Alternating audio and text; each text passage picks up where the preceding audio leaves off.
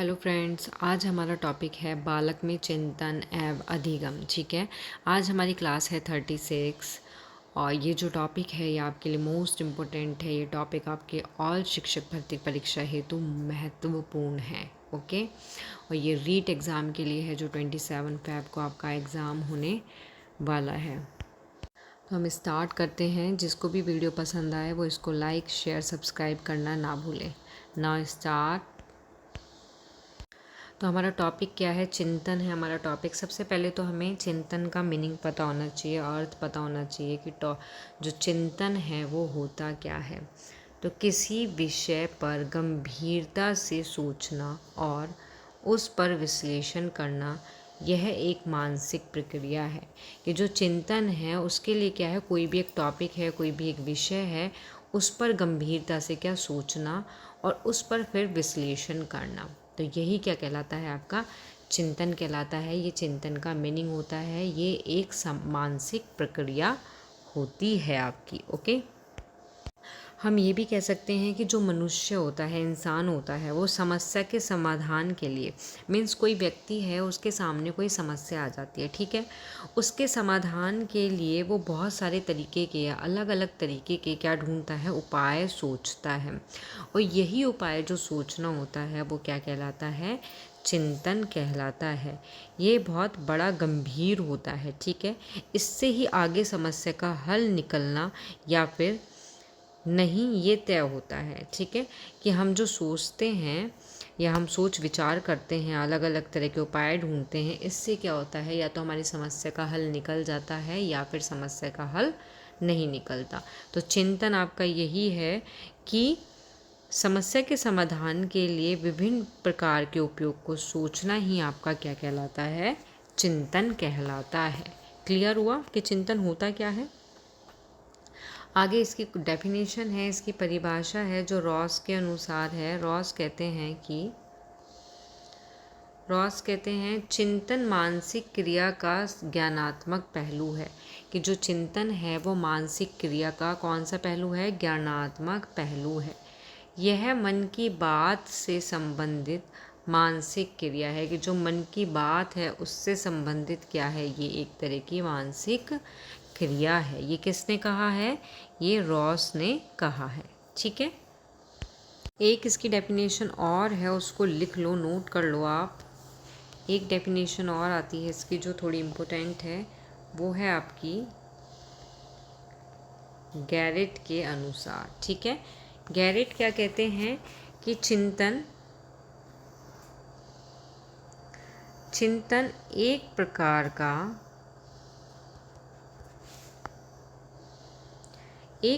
का अव्यक्त रहस्यपूर्ण व्यवहार होता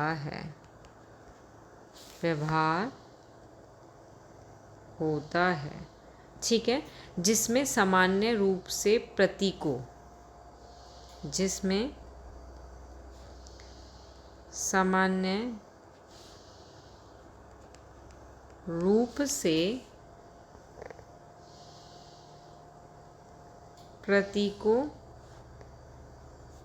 जैसे हम बोल सकते हैं बिंब, विचार का प्रयोग होता है,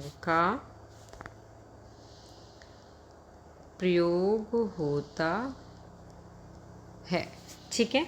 ये गैरेट के अनुसार है कि चिंतन एक प्रकार का अव्यक्त रहस्यपूर्ण व्यवहार होता है जिसमें सामान्य रूप से प्रतीकों बिंब विचारों का क्या होता है? प्रयोग होता है। ये किसके अनुसार है? ये गैरेट के अनुसार है इसकी डेफिनेशन चिंतन की। क्लियर? आगे आपका आता है चिंतन के प्रकार। कि चिंतन के प्रकार कौन कौन से होते हैं और कितने होते हैं। तो जो चिंतन है उसके कितने हैं? 4 प्रकार का होता है चिंतन, जिसमें हमारा फर्स्ट आता है प्रत्यक्षात्मक चिंतन, सेकंड प्रत्यात्मक चिंतन, थर्ड कल्पनात्मक चिंतन और फोर्थ तार्किक चिंतन, ठीक है। तो सबसे पहले हम फर्स्ट के बारे में बात करेंगे। फर्स्ट आता है हमारा प्रत्याक्षात्मक चिंतन। तो जो प्रत्याक्षात्मक चिंतन होता है उसमें क्या होता है? जैसा इसके जैसे आप थोड़ा दिमाग लगाओगे तो इसके नाम से ही स्पष्ट हो रहा है कि इसमें उस चीज़ का चिंतन होता है जो प्रत्यक्ष होगी। ठीक है, प्रत्यक्ष का मतलब क्या होता है यहाँ पे? प्रत्यक्ष का मतलब होता है सामने। ठीक है, कि इसमें चिंतन उस चीज़ पर किया जाता है जो प्रत्यक्ष रूप से सामने हमारे होती है। इसमें क्या होता है कि जो बालक है उन वस्तुओं के बारे में सोचता है जो उसके सामने भौतिक वातावरण में उपस्थित होती हैं। तो प्रत्याक्षात्मक चिंतन वही है। प्रत्याक्षात्मक से समझ लेना कि सामने की जो चीज़ सामने है उसके बारे में चिंतन करना, यही आपका प्रत्याक्षात्मक चिंतन कहलाता है। ठीक है, सेकंड आता है अब आपका, सेकंड आता है प्रत्यात्मक चिंतन।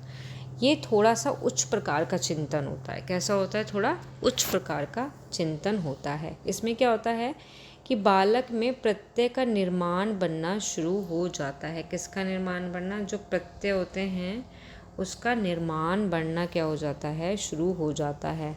तब वह चिंतन करता है। ठीक है, बालक में जितना ज़्यादा प्रत्यय बनेगा उतना ही ज़्यादा वो क्या होगा? चिंतन उसमें होगा, वो चिंतन करेगा।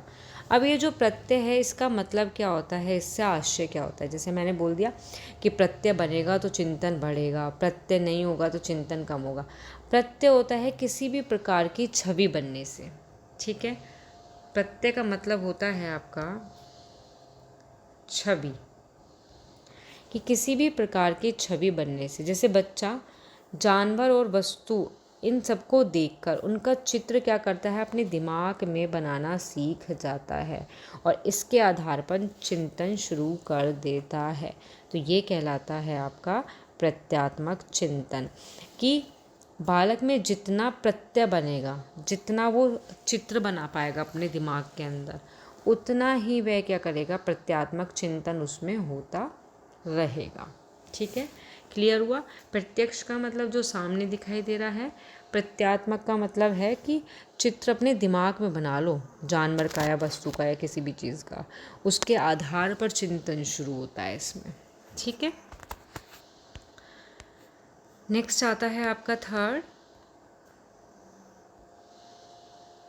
आता है कल्पनात्मक चिंतन। इसमें क्या होता है कि इसमें वस्तु के सामने ना होते हुए भी उसके बारे में सोचना और चिंतन करना ही कल्पनात्मक चिंतन कहलाता है। ठीक है, कि वस्तु क्या है? सामने नहीं है लेकिन उसके बारे में चिंतन किया जा रहा है। इसमें बालक कल्पना करना सीख जाता है। अब वह वस्तु आदि के सामने ना होते हुए भी उसके बारे में सोच सकता है। यही क्या है? कल्पनात्मक चिंतन कहलाता है। ठीक है, नेक्स्ट आता है आपका तार्किक चिंतन। क्या आता है 4 नंबर पे आपका? तार्किक चिंतन। तार्किक चिंतन में क्या होता है कि इसमें जो कई सिद्धांत या फिर तर्क, इन सब के आधार पर ही चिंतन किया जाता है, कि बहुत सारे सिद्धांत होते हैं, उनके तर्क के आधार पर चिंतन किया जाता है। और यह चिंतन हर कोई नहीं कर पाता। जो तार्किक चिंतन तो होता है इसको हर कोई नहीं कर पाता। यह सर्वाधिक उच्च प्रकार का चिंतन होता है। बहुजीवी अक्सर इसी प्रकार का चिंतन प्रयोग करते हैं। कौन? बुद्धिजीवी अक्सर इसी प्रकार के चिंतन का प्रयोग करते हैं। चिंतन कौशल के प्रकार करते हैं। ठीक है, क्लियर हुआ? तो क्लियर हुआ। नोट करके लिखना कि जो चिंतन है वो अपसारी चिंतन भी होता है, अभिसारी चिंतन भी होता है। ठीक है, तो सब ये इम्पोर्टेंट है थोड़ा, क्योंकि अपसारी जो चिंतन है इससे रिलेटेड आपके क्वेश्चन आ जाते हैं एग्ज़ाम के अंदर। तो हमें पता होना चाहिए कि जो अपसारी चिंतन होता है वो क्या होता है। ठीक है, तो अपसारी चिंतन के बारे में हम पढ़ेंगे, जिसको हम डाइवर्जेंट थिंकिंग भी बोलते हैं। डाइवर्जेंट थिंकिंग भी हम इसको कहते हैं। ओके, अब ये जो अपसारी चिंतन होता है ये होता क्या है?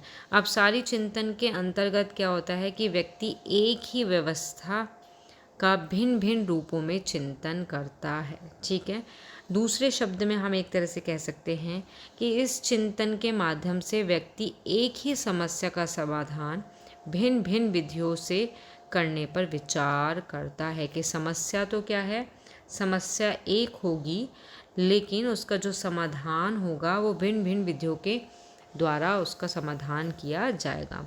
इसमें एक प्रकार की मस्तिष्क प्रक्रिया जो है संपन्न होती है, जिसके आधार में एक विषय पर अनेक विचार उत्पन्न किए जा सकते हैं। तो क्लियर हुआ आपको अपसारी चिंतन। सेकंड आता है आपका अभिसारी चिंतन। अब जो है आपका अभिसारी चिंतन होता है, इस प्रकार के चिंतन में जो व्यक्ति होता है, ठीक है, कोई भी व्यक्ति है, इसमें कोई भी व्यक्ति है, वो किसी भी समस्या का, कोई भी समस्या है उसका जो समाधान करेगा, समाधान जो है वो श्रेष्ठ विचार्य तरीके से करता है। कैसे? श्रेष्ठ विचार करके उसको करता है। कि अब सारी चिंतन में क्या होता है, कोई भी समस्या है, समस्या का समाधान श्रेष्ठ विचार तरीके से करता है। लेकिन जो आपका अब सारी चिंतन था उसमें क्या था कि इसमें जो एक ही समस्या समाधान भिन्न भिन्न विधियों से करने पर उस पर विचार किया जाता है। ओके, तो क्लियर हुआ आपको अब सारी चिंतन और अभिसारी चिंतन। नेक्स्ट आता है इसमें आगे आपका चिंतन के सोपान। हेडिंग आती है आपकी चिंतन के सोपान। ठीक है, तो जो चिंतन के सोपान हैं वो कौन है? हुगोज ने चिंतन के निम्न सोपान बताए। किसने बताए हैं ये आपके? ये बताएं आपके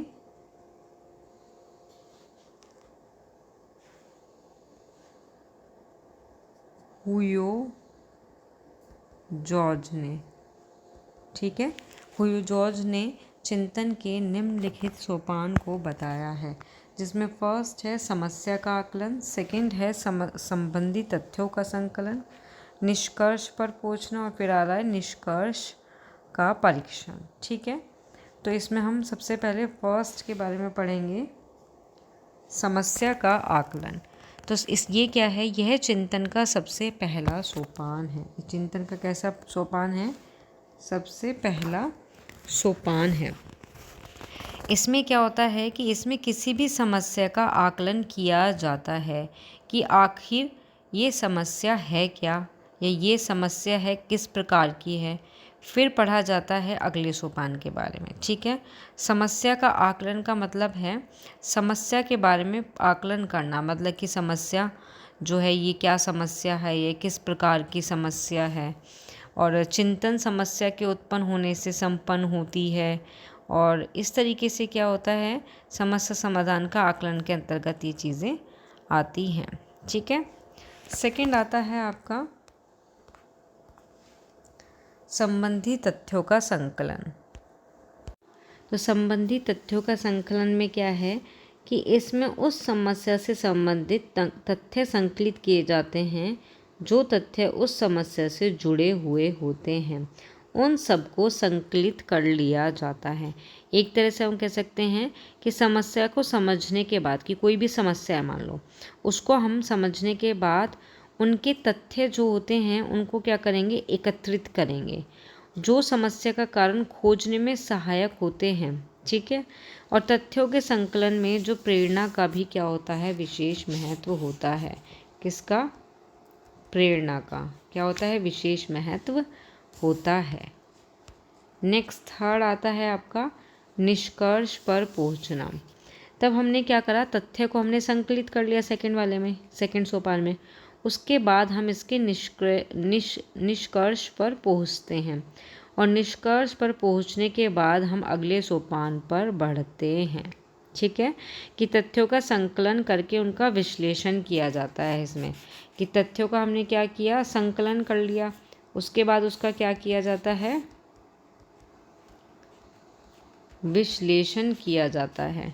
ठीक है, विश्लेषण किया जाता है और इस विश्लेषण से किसी निष्कर्ष पर पहुंचा जाता है। तब हमने इसमें तथ्य को संकलित कर लिया, यहाँ पे इसका विश्लेषण किया जाएगा और हम किसी निष्कर्ष पर पहुंच जाएंगे।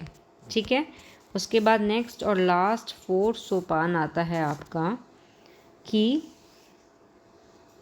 अब उस निष्कर्ष का परीक्षण किया जाता है कि हम यहाँ तो निष्कर्ष पर पहुँच गए थे, अब इसका क्या किया जाएगा, परीक्षण किया जाएगा कि यह जो निष्कर्ष निकल के आया है ये सही है या गलत है, इसके परिणाम कैसे हैं। तो ये होता है आपका निष्कर्ष का परीक्षण के अंतर्गत। इसमें क्या किया जाता है, जो चिंतन होता है उसकी वैधता और उसकी विश्वसनीयता, ठीक है, इसकी परीक्षा हो जाती है इसके अंतर्गत। तो ये हैं आपके चिंतन के 4 सोपान जो किसके अनुसार बताए गए थे, जो आपके ह्यूजोज, मतलब कि HUGHOS ह्यूजोज के अनुसार इसके चिंतन के ये क्या हैं, सोपान बताए गए थे। ठीक है। नेक्स्ट हेडिंग आती है चिंतन की विशेषता। चिंतन की विशेषता में हमारा फर्स्ट पॉइंट आता है संज्ञानात्मक प्रक्रिया। फर्स्ट पॉइंट आता है हमारा। ठीक है। इसमें क्या होता है हमारा कि चिंतन जो है वो एक तरह की संज्ञानात्मक प्रक्रिया है। चिंतन कैसी प्रक्रिया है हमारी, संज्ञानात्मक प्रक्रिया है। ये स्वतः नहीं होती। जो चिंतन की एक संज्ञानात्मक प्रक्रिया है ये क्या है, स्वतः नहीं होती, बल्कि प्रयत्न करना पड़ता है। इसमें प्रयत्न में ही चुनाव या फिर सीखना, वाद विवाद, प्राप्ति आदि प्रक्रिया के द्वारा ही चिंतन को संभव किया जा सकता है या फिर चिंतन संभव होता है। ठीक है। तो ये एक तरह की कैसी प्रक्रिया है, संज्ञानात्मक। सेकंड पॉइंट आता है उद्देश्यपूर्ण, कि चिंतन जो है, चिंतन की जो क्रिया है वो उद्देश्यपूर्ण की ओर अग्रसर रहती है। इसमें क्या होता है, कल्पना आदि उद्देश्यहीन क्रिया का कोई भी स्थान नहीं होता, कि उद्देश्यहीन जो क्रियाएं होती हैं उसका इसमें कोई भी स्थान नहीं होता, जबकि जो उद्देश्यपूर्ण की ओर ये क्या होती है, अग्रसर होती है। ओके। नेक्स्ट आता है आपका थर्ड समस्या समाधान। तो चिंतन के द्वारा समस्या का समाधान होता है। व्यक्ति का जो व्यवहार है, जब उसे किसी भी चीज़ से संतोष या सुख नहीं देता तो समस्या उत्पन्न हो जाती है। व्यक्ति का व्यवहार अगर उसको संतोष नहीं दे रहा, सुख नहीं दे रहा, तो क्या उत्पन्न होगी, प्रॉब्लम उत्पन्न हो जाएगी। और ये समस्याएं ही चिंतन को क्या देती हैं, जन्म देती हैं। ठीक है। तो चिंतन के द्वारा समस्या समाधान होता है। ओके। नेक्स्ट आता है आपका प्रतीकात्मक क्रियाएं। इसमें क्या होता है आपका कि चिंतन मुख्य रूप से प्रतीकों पर आधारित एक तरह की मानसिक क्रिया है। ठीक है। कैसी क्रिया है, मानसिक क्रिया है। गैरेट का मत है, गैरेट ने बताया, गैरेट का मत एक ये था कि जो चिंतन में ठोस वस्तु की बजाय प्रतीकों का प्रयोग किया जाता है, कि जो इसमें ठोस वस्तु होती हैं इसका प्रयोग नहीं किया जाता, जबकि जो प्रतीक होते हैं उनका प्रयोग किया जाता है। जैसे एग्जाम्पल के लिए आपको बताएं कि मकान के निर्माण में प्रतीकात्मक चिंतन प्रक्रिया का ही प्रयोग किया जाता है, ना कि प्रयत्न और भूल का। ओके। तो क्लियर हुआ आपको। इसकी हमारी 1-2 विशेषताएं और हैं, आप लिख लो यहाँ पे। एक और आती है इसमें विशिष्ट गुण।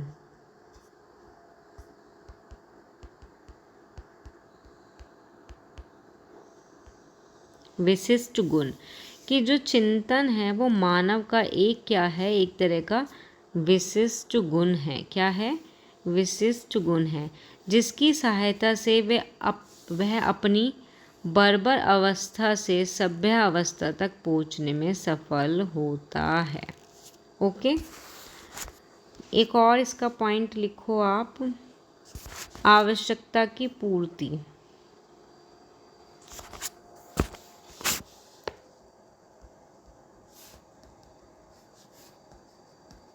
आवश्यकता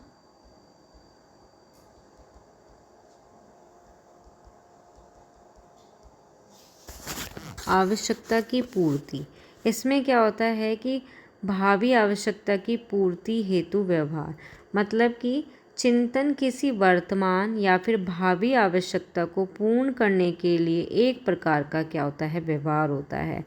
हम अंधेरा होने पर बिजली का स्विच दबाकर प्रकाश कर लेते हैं। ठीक है, करते हैं ना, करते हैं।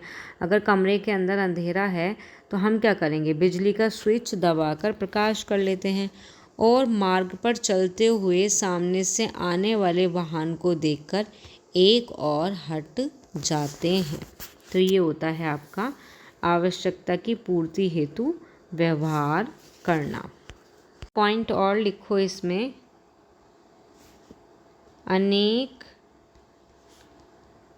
विकल्प। ठीक है, तो इसमें है कि चिंतन की सहायता से व्यक्ति अपनी समस्या का समाधान करने के लिए अनेक उपायों पर विचार करता है और अंत में क्या होता है कि वह उनमें से सिर्फ एक का प्रयोग करके अपनी समस्या का समाधान करते हैं। तो इसमें यही अनेक विकल्प का मतलब यही है कि यहाँ पे व्यक्ति अपनी समस्या का समाधान करने के लिए बहुत सारे उपाय पर तो विचार करता है, तो अनेक विकल्प हो गए, लेकिन उन समस्या को सॉल्व करने के लिए सिर्फ उनमें से एक ही प्रयोग को यूज़ में वो लाता है। तो ये क्या है? आपकी चिंतन की विशेषताएं। उसके बाद आपका नेक्स्ट पॉइंट आता है चिंतन के उपकरण या फिर साधन। ठीक है, जिसमें हमारा फर्स्ट पॉइंट आता है हमारी प्रतिमाएं।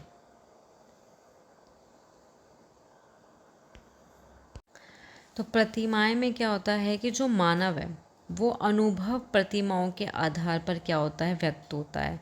हम जो कुछ भी देखते हैं, करते हैं, सुनते हैं, सभी का आधार मन में विकसित प्रतिमाएं होती हैं हमारे। ठीक है, इसलिए इनको स्मृति, प्रतिमा, दृश्य, कल्पना आदि का नाम दिया गया है। और जो ये प्रतिमाएं होती हैं, ये प्रतिमाएं जो होती हैं, ये प्रतिमाएं वस्तु, व्यक्ति और विचार से निर्मित होती हैं। चिंतन में इन्हीं को आधार बनाया जाता है कि हम बोल सकते हैं इसमें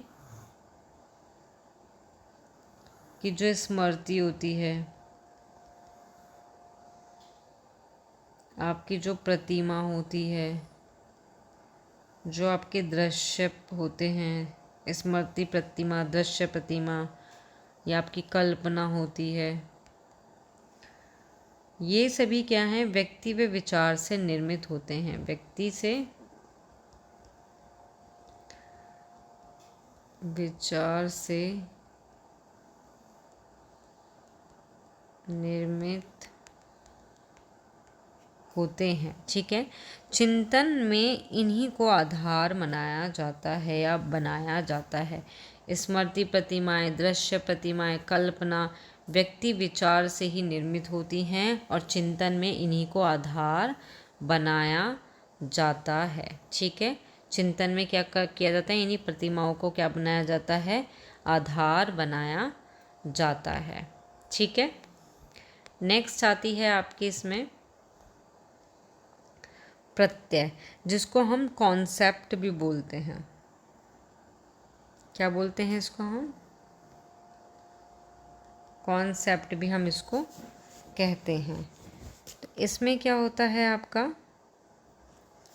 कि जो प्रत्यय है, जो हमारा कॉन्सेप्ट है, वो सामान्य वर्ग के लिए एक तरह से सामान्य विचार होता है, जो सामान्य वर्ग की सभी वस्तु क्रियाओं को प्रतिनिधित्व करता है। चिंतन का महत्वपूर्ण, हम बोल सकते हैं कि जो चिंतन है उसका जो महत्वपूर्ण साधन है वो किसको माना है? वो प्रत्यय को ही माना गया है। इनके द्वारा हमें संपूर्ण ज्ञान का बोध होता है। क्या होता है? संपूर्ण ज्ञान का क्या होता है? बोध होता है। किसके माध्यम से? प्रत्यय के माध्यम से। फॉर एग्जाम्पल के लिए जैसे हम बोल सकते हैं कि हाथी शब्द को सुनकर हमारे मस्तिष्क में हाथी से संबंधित प्रत्यय क्या है? जाग जाते हैं और संपूर्ण ज्ञान का क्या हो जाता है? एक तरह से आभास होने लगता है। तो प्रत्यय के माध्यम से चिंतन प्रक्रिया जो है वो सशक्त हो जाती है। चिंतन प्रक्रिया कैसी हो जाती है? सशक्त हो जाती है। सशक्त।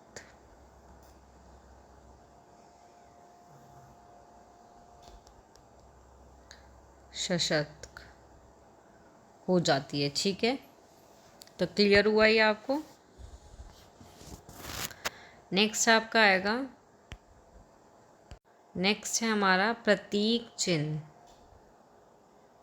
प्रतीक चिन्ह जिसको हम बोलते हैं सिंबल्स एंड साइन। प्रतीक चिन्ह को हम बोलते हैं सिंबल्स एंड साइन। ठीक है, तो जो प्रतीक और चिन्ह है, जो सिंबल और साइन है, वो मूक रहते हुए भी अपना अर्थ स्पष्ट या फिर व्यक्त करने में क्या होते हैं? एक तरह से समर्थ होते हैं। सड़क पर बने हुए तुमने प्रतीक देखे हैं? मोस्टली देखे होंगे आपने, जो सड़क पर साइन नहीं बने हुए होते, प्रतीक या चिन्ह सही गति और सुरक्षा को जो स्पष्ट करते हैं। तो इससे क्या होता है? इससे समय शक्ति की बचत होती है। ठीक है, जैसे फॉर एग्जांपल के लिए हम बोल सकते हैं बालक विद्यालय के घंटे और घंटा में अंतर कर लेता है, क्योंकि उसे सुनकर उनकी चिंतन शक्ति का एक तरह से अर्थ लगाती है। और इसी प्रकार आपने देखा होगा कि गणित में प्लस मल्टीप्लाई का चिन्ह अर्थ स्पष्ट करता है कि हमें क्या करना है। प्रतीक चिन्ह का या सिंबल का मतलब यही होता है मैथ्स में भी। जैसे 7 + 8 है = तो हमें पता है इस साइन का, इस चिन्ह का क्या मतलब है कि हमें इन दोनों को प्लस करना है। इसी तरीके से हमारा क्या होता है इसमें, अब जैसे 7 × 8 लिख दूँ तो हमें इस चिन्ह से पता लग रहा है कि हमें क्या करना है, इनका मल्टीप्लाई करना है। तो हम चिंतन करेंगे मल्टीप्लाई के अकॉर्डिंग, प्लस होगा तो प्लस के अकॉर्डिंग। ओके, नेक्स्ट आता है हमारा भाषा, जिसको हम बोलते हैं लैंग्वेज। तो जो भाषा का प्रयोग है वो क्या होता है? सामान्य होता है। ये तो नॉर्मल सी बात है। विद्वानों ने भाषा के पीछे चिंतन शक्ति को बतलाया है। सामाजिक विकास में, जो सामाजिक का विकास होता है में, भाषा संकेत या इशारों से भी प्रकट होती है। जैसे फॉर एग्जांपल हम बोल सकते हैं मुस्कुराना, भौहें चढ़ाना, गर्दन हिलाना, अंगूठा दिखाना आदि। कि जो भाषा है ये सामान्यतः इन सब चीज़ों से प्रकट हो सकती है। कि मुस्कुरा रहे हैं तो पता लग रहा है। इन सभी का दैनिक जीवन में प्रयोग किया जाना और बिना बोले अर्थ को लगाना या समझना प्रचलित होता है। ये तो है ही कि भाषा में कि अगर हम मुस्कुरा रहे हैं उससे हमारी लैंग्वेज पता लग जाती है। भौहें चढ़ा रहे हैं या फिर गर्दन हिला रहे हैं, जैसे कोई अगर बोलेगा कि ये काम किया, हमने गर्दन झुका के नीचे किया, हम बोले नहीं लेकिन हमने नीचे किया, ऐसे करके, तो क्या है, इशारों से भी हम समझ सकते हैं। तो इन सभी के पीछे चिंतन शक्ति का चलते रहना होता है, जो अर्थ को स्पष्ट करता है हमारे। ओके, नेक्स्ट और लास्ट आता है इसमें सूत्र, जिसको हम फॉर्मूला भी बोलते हैं। कि हमारी प्राचीन परंपरा रही है, ये मोस्टली देखा होगा कि हम ज्ञान को छोटे छोटे सूत्र में एकत्रित करके क्या कर लेते हैं, उसको संचित कर लेते हैं। इनमें हमारा क्या आता है, गणित विज्ञान के सूत्र आते हैं। भारतीय ज्ञान संस्कृत के श्लोक में संचित होता है, जिसकी व्याख्या से अपार ज्ञान प्रकट होता है। हम कह सकते हैं कि सूत्र को देखकर, कोई भी सूत्र है उसको देखकर हमारी चिंतन शक्ति उसमें निहित संपूर्ण ज्ञान को क्या करती है, प्रकट करती है। कि कोई भी सूत्र है उसको देखकर, ठीक है, हमारी जो चिंतन शक्ति है,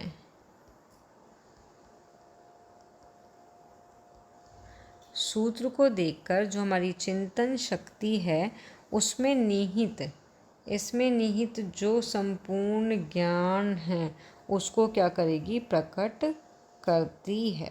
ओके, एक नेक्स्ट हेडिंग लिखो, चिंतन का शैक्षिक महत्व।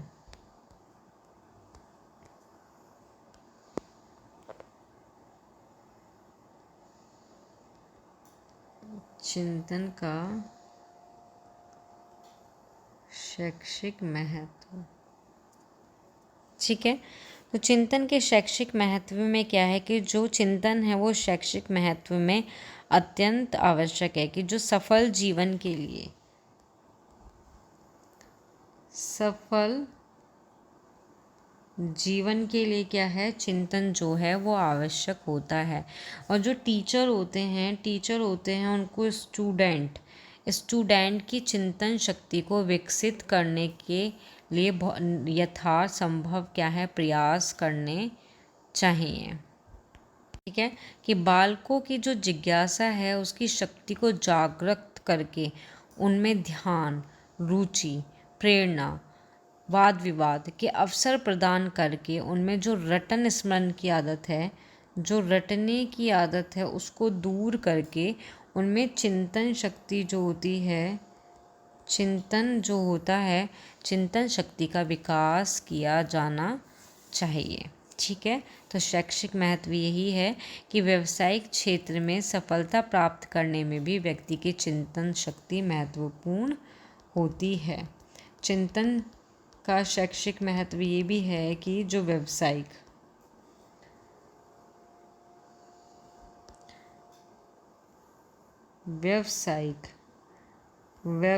क्षेत्र में, कि जो व्यावसायिक क्षेत्र में अगर हमें सफलता प्राप्त करनी है,